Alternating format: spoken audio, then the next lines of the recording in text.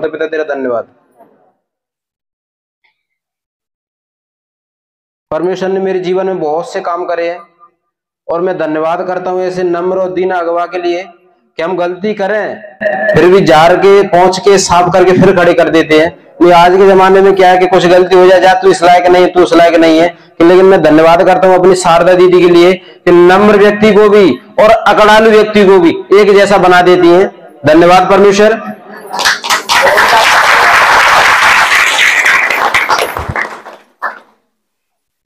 परमेश्वर का वचन कहता है कि सब कुछ इस धरती पर व्यर्थ है। उपदेशक का वचन कहता है व्यर्थ ही व्यर्थ और व्यर्थ ही व्यर्थ, सब कुछ व्यर्थ है उस सब परिश्रम से जिसे मनुष्य धरती पर करता है, उसको क्या लाभ प्राप्त होता है। हम इस धरती पे 100 बीघा जमीन कर दें, क्या हमारे साथ जाएगी? ये व्यर्थ है। परमेश्वर को ना लेते हुए, अपन परमेश्वर को ना देखते हुए 100 बीघा जमीन कर दो, नहीं जमीन करना है 100 मकान कर दो और परमेश्वर को अपन ने नहीं लेना है, परमेश्वर को अपन ने नहीं पहचाना, परमेश्वर की ओर अपना मन नहीं फिराना है, क्या अपनी धरती अपने साथ जाएगी या परमेश्वर अपने साथ जाएगा? परमेश्वर की आत्मा अपने साथ है और वही अपनी आत्मा परमेश्वर के साथ जाकर के बैठ जाएगी। जब अपन उससे यहाँ मेल मिलाप कर लेंगे तब। इस सत्संग का है मेल मिलाप का ही तो है भैया। जो उल्टे सीधे कर्म कर रहे हैं उनसे मन को फिरा लो, आदत बुरी सुधार लो, बस हो गया भजन, मन की तरंग मार लो, बस हो गया भजन। सही है कि नहीं? फिर परमेश्वर का वचन कहता है उस सब परिश्रम से जो मनुष्य धरती पर करता है उसको क्या लाभ होता है? कुछ भी नहीं। एक पीढ़ी आती है दूसरी चली जाती है, परंतु पृथ्वी सर्वदा बनी रहती है। सूर्य उदय से होकर अस्त तक हो जाता है और उसने उदय की और अस्त की दोनों दिशा को देखा और जाना और उसी का वेग है जो परमेश्वर उसको चलाता है। लेकिन हम आते रहेंगे और जाते रहेंगे। हर एक बेटा और बेटी इस धरती पे अगर परमेश्वर से संबंध को बांधेगा तभी परमेश्वर के साथ उसे संबंध परमेश्वर के यहाँ मिलेगा। क्योंकि परमेश्वर का वचन खुद कहता है मेरे बेटा और मेरी बेटी हो, जिसको तुम धरती पे खोलोगे उसे स्वर्ग में खुला हुआ पाओगे, जिससे धरती पे बंद करोगे उसे स्वर्ग में बंद हुआ पाओगे। परमेश्वर के साथ अपने खाता यहाँ नहीं खोला है। दीदी भजन बोलती है ना कि खाता जाए स्वर्ग में खोलो। खोलेगा कैसे? अपन एक बीज को ले जाकर के पातालम बोधो, क्या जम सकता है? एक बीज को ले जाकर के अपन स्वर्ग में जाकर के बोधो, क्या जम सकता है? परमेश्वर ने जो भी आशीष दी है इस धरती पर दी है, बुरे के लिए, भले के लिए, अच्छे के लिए। जैसा तुम जो करोगे इस पृथ्वी पर करो, और अपन जो भी कर रहे हैं सब कुछ व्यर्थ है। जो भी अपन कर रहे हैं सब कुछ व्यर्थ है। लेकिन परमेश्वर का वचन कहता है जो परमेश्वर से मेल मिलाप करता है यहां कर लेगा उसे वहां परमेश्वर से मेल मिलाप हो जाएगा। धन्यवाद परमेश्वर का। हम जब पिता के पास जाएंगे वहां सिर्फ हमारा तराजू तोला जाएगा। भैया तुम अच्छे हो तो अच्छे में बैठ जाओ, बुरे हो तो बुरे में बैठ जाओ। ना कि हम ये नहीं कहेंगे कि नहीं परमेश्वर हम तो ऐसा काम करके रहे हैं, नहीं। वहां कुछ बोलने का तुम्हारे को मौका ही नहीं मिलेगा, सिर्फ तुम्हारा तौल दिया जाएगा। तुम अच्छे तो अच्छे में, बुरे हो तो बुरे में बैठ जाओ। जो भी आशीष दी है परमेश्वर ने यहां दी है। सत्संग काय के लिए चला जा रहा है? कई लोग विरोध करने लगते हैं, कोई कुछ कहने लगता है, अरे सत्संग में जाने लगे तू तो लेडीज में जैसा हो गया, फलाना हो गया। सत्संग जाके लिए चला जा रहा है कि मैं आज ऐसे कोई गलत काम कर रहा हूं और ऐसे करते रहूं बुढ़ापे में है जाए 60 साल की उम्र तब काट पे काट पटक लेंगे, कह लेंगे राम राम राम राम राम। क्या कुछ हो सकता है? नहीं हो सकता ना। नहीं, मेरी अभी उम्र ही क्या है, मैं तो 20 साल को 25 साल को 50 साल का हूं, है जाए 60-70 साल के तब राम राम कह लेंगे। क्या उससे तुम्हारे जीवन के पाप कट जाएंगे? नहीं कर सकते ना। भ्रष्ट हो जाते हैं, नाकामी हो गए, कोई काम के नहीं रहे, फिर बाप से रिश्ता जोड़ते हैं। आगे ही जोड़ लो तो फिर क्या परेशानी नहीं आएगी, है ना। आज अगर मेरे पे 1 रुपया कर्जा है और इस कर्जे को मैं पटा नहीं पा रहा हूं, जब बुढ़ापा हो जाएगा, जब मेरा काम बंद हो जाएगा, हाथ पैर काम करना बंद कर देंगे, मेरी जबान आंखें देखना और जबान बोलना काम करना बंद कर देंगी, तो मैं क्या उस 10 रुपए के कर्जे को पटा सकता हूँ? आज मैं जो गंदे काम कर रहा हूँ, आज मैं जो पाप कर रहा हूँ, आज थोड़ा सा पाप कर रहा हूँ, अगर मैं चाहूं अपने मन को फिराना चाहूं तो इस पाप से आज निकल सकता हूं। लेकिन आज अपने पाप को नहीं, अपने पाप से मैं अपने मन को नहीं फिरा रहा, क्या बुढ़ापे में ये मन फिर सकता है? नहीं। जितने बताते, जितने बूढ़े हो जाते उतनी चिंता और बढ़ती जाती है और बढ़ती जाती है और बढ़ती जाती है। सुनो मेरी बात, आज अगर अपन को सत्संग मिला है तो अगर आज अपन इस मार्ग को गए लेंगे तो परमेश्वर का मार्ग कैसा है? सकरा। तो जब भी अपन चलते तो विपत्ति तो आती है, लेकिन जब एक बार तुम सकरे मार्ग से निकल जाओगे, चौरा मार्ग तो अपने आप परमेश्वर खोल के रख देता है। धन्यवाद परमेश्वर का। तो मैं आपको यही बताना चाहता हूं कि इस धरती पे तुम जैसा संबंध परमेश्वर के साथ बांधोगे वैसे ही तुम्हें ऊपर मिलेगा। आज परमेश्वर चाहे कि पूरे संसार को खत्म कर दे, क्योंकि पूरे संसार पाप कर रहा है, उसमें कुछ धर्मी है कुछ पापी है। और परमेश्वर चाहे कि आज पूरे संसार को खत्म करके, क्योंकि मेरा क्रोध भड़का हुआ है और सबके सब बेटा ऊपर जाएंगे, सबकी सब बेटियां ऊपर जाएंगी, तो हमें से कुछ लोग क्या करेंगे? परमेश्वर को दोष लगा देंगे। सत्संग काय के लिए चल रहा है कि परमेश्वर के बेटा और बेटी जो खोई हुई है, जो बिखर गए हैं, वो फिर आकर के अपने मन को फिरा लें। और हमें यहां से जाएंगे क्या बोलेंगे कि परमेश्वर तूने शारदा दीदी को सोनू के पास भेज दिया था, परमेश्वर तूने शारदा दीदी को करू भैया के पास भेज दिया था, मेरे पास नहीं भेज सकता। दोष अपन खुद लगाएंगे। इसी वजह से सत्संग चल रहा है कि किसी न किसी के माध्यम से, किसी न किसी बहन के द्वारा, किसी न किसी भैया के द्वारा परमेश्वर के साथ मनुष्य इंसान परमेश्वर के साथ अपने संबंध को जोड़ ले और बुरे कामों से बच जाए। यही सत्संग है, यही सच्चाई का मार्ग है और यही मैं आपको बताना चाहता हूं। धन्यवाद मेरे सर्वशक्तिमान दयालु जयवंत सामर्थ्य परमेश्वर का। टाइम ज्यादा ना होने की वजह से मैं आपसे निवेदन करूंगा कि आप सब शांत रहो और करूं भैया के हम वचन सुनेंगे, क्योंकि वो महीनों में 2 महीना में आते हैं। भैया से निवेदन करूंगा, भैया आ जाए।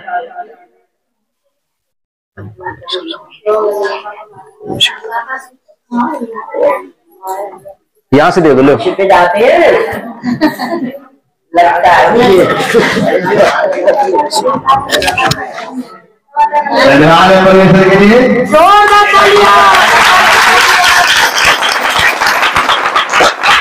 धन्यवाद करता हूँ के लिए पवित्र आत्मा को कर, ये मेरे परम प्रधान सर्वशक्तिमान, मैं तेरा लाख लाख धन्यवाद करता हूँ। आपने जिस स्थिति में हम लोग थे और जिस परिस्थिति में हम लोग थे, आपने उभारा है दीदी के द्वारा।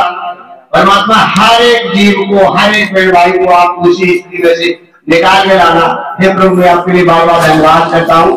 प्रभु, आपके जीवन में गवाहियां तो इतनी है कि हम सुबह से लेकर शाम तक फोन करें तो फिर भी पूरी नहीं हुई। बाकी समय कम होने के कारण हे प्रभु, मैं आपकी उपस्थिति में थोड़े से वचन इन लोगों के लिए आपका दिया हुआ प्रभु में कुछ आपकी इच्छा हो तो मैं आपको परमात्मा शक्ति और सामर्थ्य देना।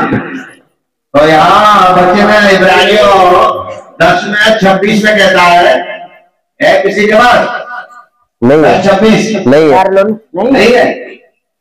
तो वहां कहता है कि मैं व्यवस्था को पूरा करने के लिए आया हूँ।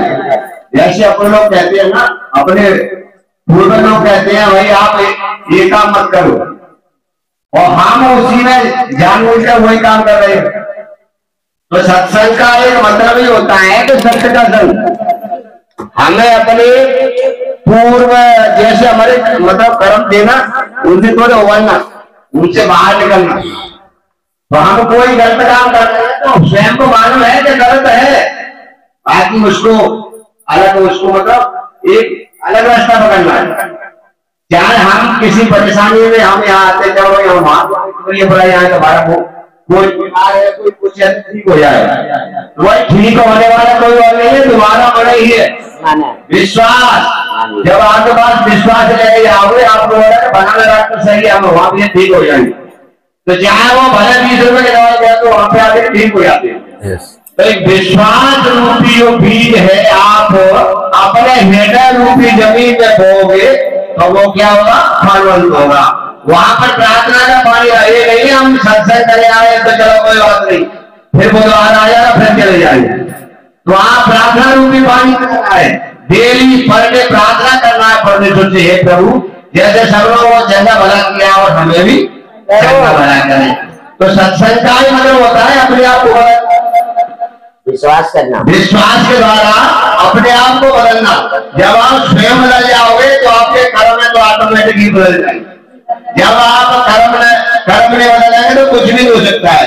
एक तुलसीदास ने चौपाई लिखी है, कर्म प्रधान विश्व कर रखा और जो जैसे कर रहे फल चाखा। आप चाहे डेली भी सत्संग करो, संजय वहां की कर्म ने मतलब तो कुछ भी हो सकता, भले दोष लगा मनुष्य के लिए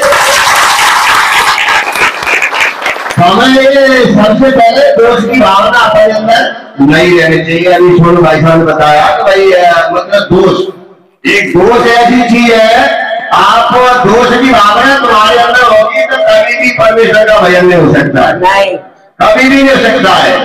जैसे क्या है, ये दोष तुम्हारे अंदर भरे है ना, अगर नीम का पेड़ है तिजोरी लगेगी, आम नहीं लगेगी, तो हमें क्या करना है, अच्छा पेड़ का मतलब अच्छी सोच अपने अंदर है, एक अच्छी सोच की बीज बोना है। जब अच्छी सोच का बीज फलवंत होगा तो उसका फल कैसा होगा, मीठा, बहुत अच्छा। धन्यवाद मनुष्य के लिए। तो एक अच्छा बीज फल आपके अंदर तो अच्छा बोलना। परमेश्वर कहता है मोह का सृजनहार, घोड़ा नाक से नहीं आता है, मोह से आता है। परमेश्वर मोह का सृजनहार है। तो जब अपनी वाणी को नम्रता के साथ बोलोगे, जैसे आप पढ़ते थे वहां एक श्लोक का, विद्या ददात विनयम, विद्या मतलब जब आप नम्र होंगे और परमेश्वर का बीज जब अपने अंदर लगेगा, जब आप नम्र होंगे, नम्र में होंगे, जैसे देवमाया बोलते हो तो क्या बोलते, खेत को पहले नरम करते हैं, नहीं तो खेत में माया मर जाए। जब तक बारिश नहीं होगी तो खेत नम्र में होगा, नरम में होगा, फिर उसके बाद उस क्या कहते हैं, उसकी जुताई करते हैं। तो जुताई को जोड़ नहीं है, जुताई तुम्हारा मन है, मन तुम्हारा भटक तो नहीं रहा है। मेरे चलो सत्संग तो भाग कर ले, ये काम पहले कर ले। तो सत्संग रूपी जो बीज है वो बहुत नरम और सोनम होता है। बाकी अपने हृदय को नम्र करके उसको बोओगे तो आपके अंदर अच्छाई का पेड़ निकलेगा, अच्छा बोलने की आपके अंदर सामर्थ्य आएगी। सामर्थ्य कहां से आती है, जीवन धाम मोक्ष के द्वारा। तुलसीदास जी ने लिखा है कि जीवन धाम मोक्ष के, जीवन का जो धाम है मोक्ष के लिए परमेश्वर ने ये दिया है। ये नहीं है कि हमारा ये काम हो जाए वो काम हो जाए, ये तो होते रहेंगे जैसे कर्म के हिसाब से होता है ना। जैसे तुम्हारे कर्म है वो निश्चित ही आपको भुगतना पड़ेगा, परंतु सत्संग में आकर जो तुम्हारे कर्म है तो वो नरम पड़ जाती है, क्योंकि ये धर्म नम्र और दीनों के लिए है। कर्म नम्र पड़ जाएंगे तो वो आराम से कर जाएंगे, आपको इसमें कठिनाई नहीं आएगी। धन्यवाद परमेश्वर के लिए। हर चीज का एक व्याधान बताया है, जैसे मूसा की व्यवस्था लिखती है ना कि आप अगर वो व्यवस्था के हिसाब से नहीं आगे कर्म करोगे तो वो आपके लिए दंड के अधिकारी होंगे। बाकी यहाँ परमेश्वर कहते हैं नियम में कि भाई उसके लिए एक देह तैयार हुई, देह क्योंकि परमेश्वर ने सारे बलिदानों के लिए खत्म करते वक्त अपना स्वयं का बलिदान दे दिया। धन्यवाद परमेश्वर के लिए। क्योंकि देखना, एक आपने देखा होगा कोई टैबलेट होती है डॉक्टर देते हैं और एक पॉसिबल होती है, मतलब वो टैबलेट हर किसी में काम कर जाती है, चाहे बीमार हो, मतलब चाहे सिर में दर्द हो या पेट में दर्द हो, कहीं नहीं हो। तो ऐसे ही ये परमेश्वर का वचन है, कहता नहीं है कि मैंने हाथ रख दिया परमेश्वर नाम से तो ठीक हो गई। इसको पहचानवा, आप विश्वास करके कोई भी व्यक्ति आप परमेश्वर के नाम पे हाथ रखोगे तो चंगा ही पाओगे। धन्यवाद परमेश्वर के लिए। वो महान नायक अपने लिए इस जगत में आया और अपने प्राणों की आहुति देकर आपको वरदान दे गया बेटा बेटी होने का। राजा के बेटा को, जब राजा का बेटा है तो वो राज अभिषेक होता है। यस। बाकी परमेश्वर को बिना राजा बने ही अभिषेक कर दिया, बेटा बेटी होने का अधिकार ले लिया। धन्यवाद परमेश्वर का। ये बातें अपने अंदर विद्यमान होनी चाहिए और अपने विचारों में सरल स्वभाव से पहले मतलब गहराई से सोचो। भाई हम ये सत्संग में जा तो रहे, जब आप सत्संग में जा रहे हो, सत्संग की आज्ञा को नहीं मान रहे हैं तो जीवन कहता है किसी काम का नहीं है। सुनने का ना, किसी काम का नहीं है ये। जाना ही है। और ये जाने के बाद कुछ तो सोचो कि बड़े भाग्य से होता है आपको इंसान का जन्म मिला है, तो कम से कम किसके लिए मिला है? संसार की चीजों के लिए। अच्छा, अरे ये तो देगा, परमेश्वर कहता है आपको मांगने की जरूरत नहीं है मेरे बेटा बेटियों को, मैं सब कुछ देने के लिए तैयार खड़ा हूं। धन्यवाद है गुरु के लिए। तो हमें सत्संग के लिए सरल होना चाहिए। कहता है ये सूचा तरल, जो चीज बनाई है तर पानी से भी बदला। कहता है ऐसे ही अपने आप को बदलना है। भाई परमेश्वर की इच्छा है जो करने वाला बोलिए, हम प्रार्थना में जाते मतलब ये कर दे वो कर दे वो कर दे। भाई तुम्हारी कर्म कैसी है ना, कर्म को चला लो, बिना मांगे सब कुछ मिल जाएगा। महादेव परमेश्वर के लिए सब कुछ मिल जाएगा, बाकी उसके मांगने के योग्य बनो। जब बच्चा परीक्षा देने के जाता है उसके लिए सारे साल तैयार करता है ना, पूरी साल तैयारी करता है। भाई इंटर के मतलब पेपर है, भाई उसके लिए रात दिन जगह कर उसके लिए प्रयत्न करता है। उसके बाद भी उसको विश्वास नहीं है कि मैं फैल लूंगा या पास लूंगा। बाकी क्या परमेश्वर कहता है मेरे ऊपर छोड़ दे। परमेश्वर का वचन कहता है जब सत्संग में चल रहा था अपनी इच्छाओं को मेरे ऊपर छोड़ दे। हमें मालूम है हमारे बेटा बेटियों की चीज की जरूरत है। धन्यवाद है, सब कुछ मिल जाएगा बिना मांगे। आपको दूसरों के लिए प्रार्थना करना है, अपने लिए नहीं। अपना जीवन से एक शुगर होता है, वो भी मतलब होता है कि काट लेता है। ये जीवन को दूसरों के लिए आप प्रार्थना करोगे तो तुम्हारे लिए स्वतः ही सब कुछ मिल जाएगा। प्रभु के लिए मैं बार बार धन्यवाद करता हूँ। प्रभु आपने जो समय दिया है सब भाई बहनों के लिए, प्रभु इन सब की मनोकामनाओं सिद्ध करने वाले परमात्मा आप ही हो, आप स्वयं वही हो। परमेश्वर कहता है 2 से 4 लोग मेरे नाम की महिमा करते हैं तो मैं वहां पर स्वयं वही होता हूँ। पिता सब कुछ देख रहा है और यहाँ मौजूद है, इसके जोरदार तालियां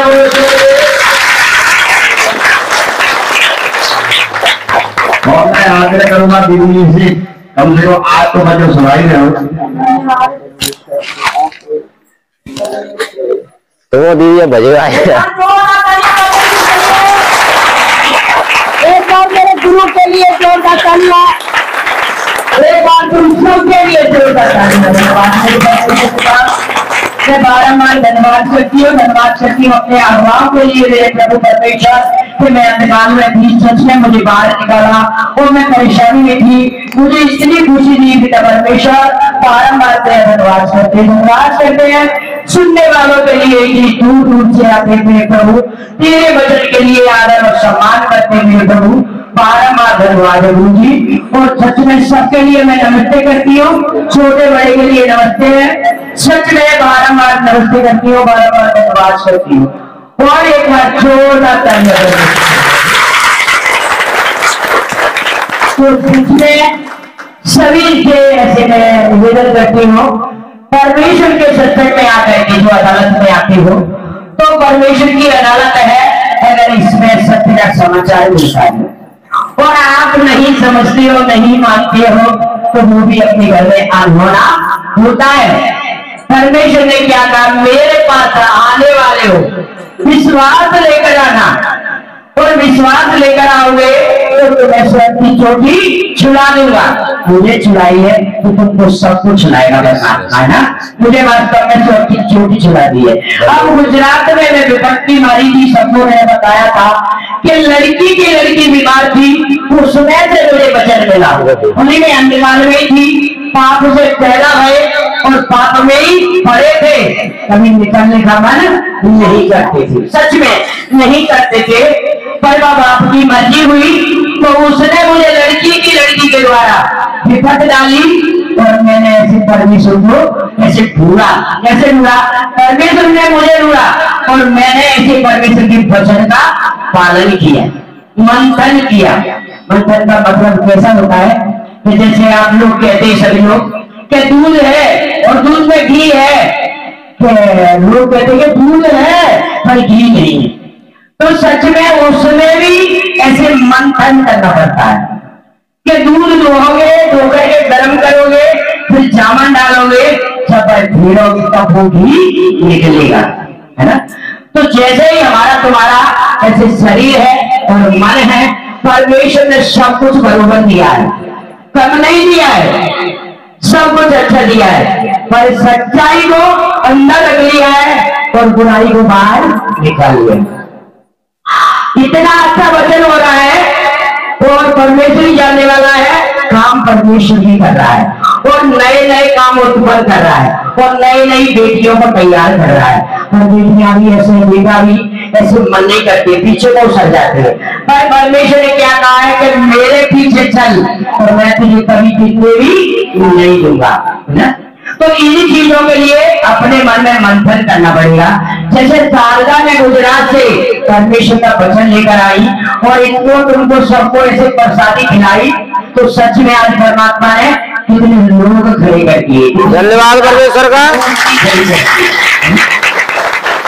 बहुत अच्छा लगता है जब मूर्तियां आती है तो सच में, और जिंदा जीवन है और जिंदगी खाने मांग सकती है, पानी पीने मांग सकती है और मुंह से अच्छी अच्छी वाणी भी बोल सकती है।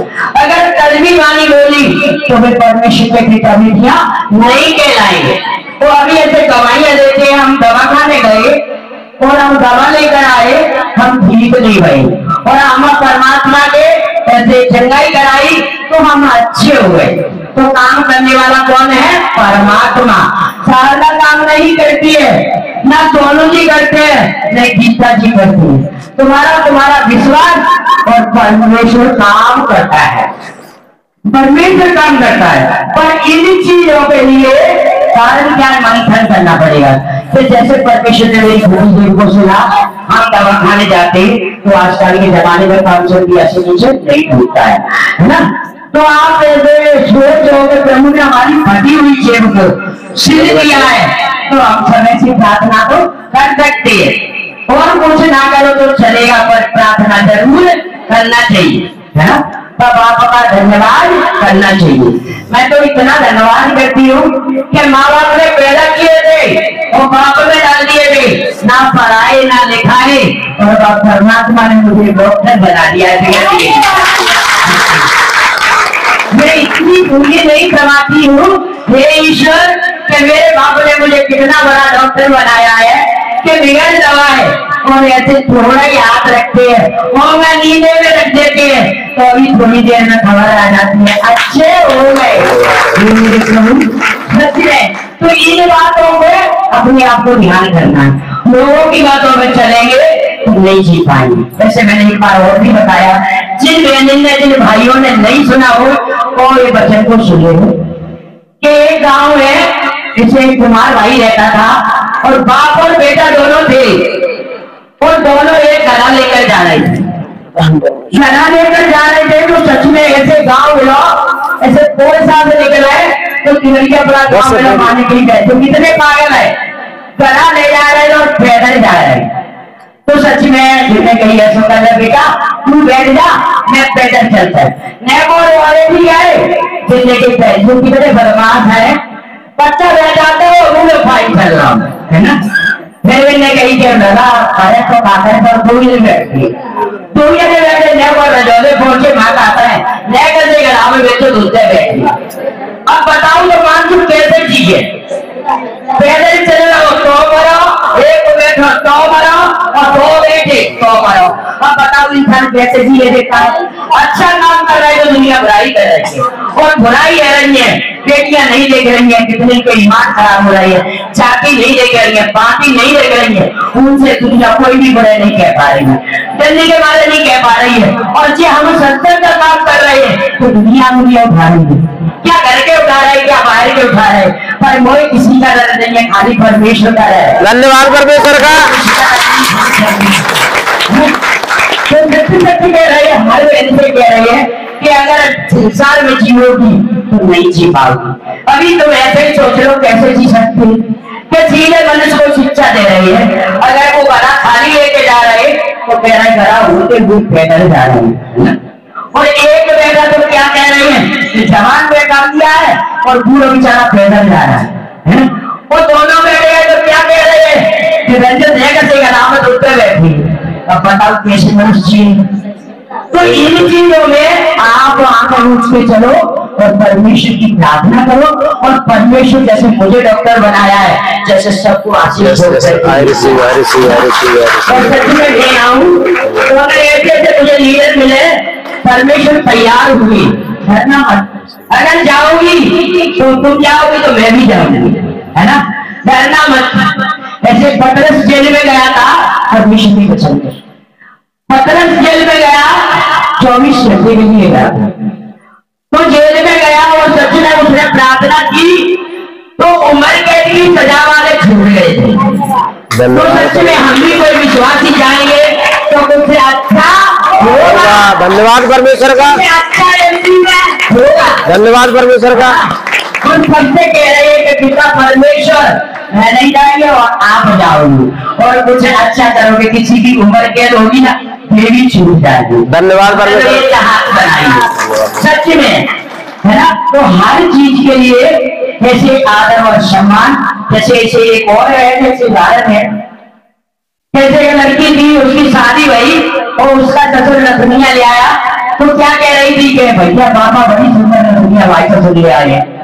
तब मैंने कही पिताजी ने, ससुर को धन्यवाद मत कर, परमात्मा को धन्यवाद करे, उसने नाक बनाई है, नाक ही नहीं होती तो दुनिया काम पहन लेती। धन्यवाद परमेश्वर का। नहीं गलत है कि सत्य है।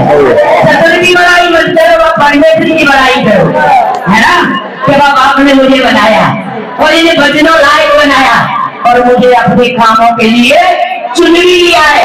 और हम लोग नहीं चल पा रहे, कोई विरोध कर रहा है, किसी का आदमी विरोध कर रहा है, किसी का सगा विरोध कर रहा है, किसी के बेटा विरोध कर रहा है, पर जब परमात्मा के वचन का विरोध करेगा तो परेशान हो जाएगा। पर परमेश्वर में क्या कहा है, पर तू चुपचाप सुनना और प्रार्थना करते हैं ना। तो सच में ऐसे वचन के लिए थोड़ी बहुत पहले खड़ी हुआ करो और अपनी आत्मा को जगाओ। सो रही है बात में बड़ी नहीं और सो रही। अब तो ऐसे परमेश्वर ने क्या कहा था ना कि मैंने तुझे अपने बेटा और बेटी हो, मैंने तुझे चुन लिया है और मैंने तुम्हें अपना लिया है और शुद्ध जल से स्नान करा दिया है। और सच में अब फिर से सुंदर मत बनना, निकलियो तो हमेशा हमेशा के लिए हमारे बेटा और बेटी बनने का अधिकार रखो। दुनिया कुछ भी कहे और तुम प्रार्थना में लगी रहो, सब अच्छे ही अच्छा में कर दूंगा। धन्यवाद परमेश्वर का। समय हो चुका है और सभी का भी आदर करना चाहिए और परमेश्वर का भी धन्यवाद करती हूँ। निश्च दिन कम से कम हमारी 10 गवाहियां तैयार होती है। 10 गवाहियां तैयार होती हैं और हम गवाही देंगे तो समय भ्रष्ट चला जाएगा। इसके वजह तुमको सच में सच कहते हैं, एक मेन गवाही दिया करो और अपना काम अपना नाम। और पिता तेरा धन्यवाद, तूने मेरा काम किया, तेरे लिए करोड़ों बार धन्यवाद, है ना। तो सच में सबको आशीष दे इन्हीं वचनों से पिता परमेश्वर, हर एक को खत्ते बता पिता परमात्मा, मैं तेरा धन्यवाद करती हूँ। हुआ जी पे राजा जगत बनाने वाले ईश्वर, हर एक के ऊपर आशीष बरसाना पिता। जो बेटी खाली झोली लेकर आई है, इनकी झोलियों को बता पिता, बीमारी लेकर आई है पिता। आज से